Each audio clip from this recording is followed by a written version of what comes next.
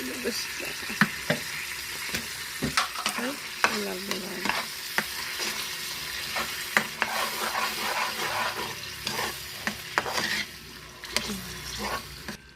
So yun guys, malapot na siya. Pwede na natin ilagay ang ating chicken pritong manok.